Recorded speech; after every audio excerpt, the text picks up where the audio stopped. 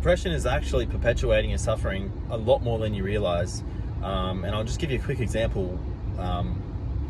So for example, you might be at work and you might have a feeling or a thought or something funny that comes into your mind and you want to go say it, but you don't say it because automatically there's this rapid fire process that comes in and just like, well, you're not going to say that because you're at work and you shouldn't say those sort of things. And sometimes that's totally fine, but other times it can actually leave you like foggy and like, and that happening over a period of time is actually what can be really exhausting at work, which is why, like, if you have good friends at work that you can get along with and you can express yourself properly, you don't have that like feeling of exhaustion when you get home because you've been able to express everything.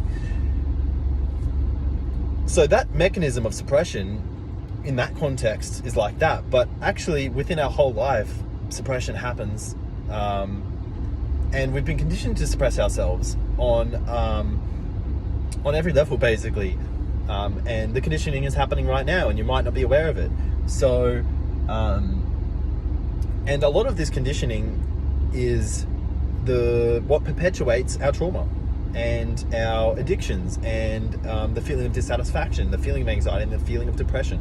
And if you're not aware that this suppression mechanism is happening, that it suppresses your joy, it suppresses your anger, and it suppresses your sadness, and yeah, it's actually good to feel all those things. If you're not aware that that's happening, then you're still going to be in pain, you're still going to keep suffering. So the real question is how do you do it? How do you not suppress anymore?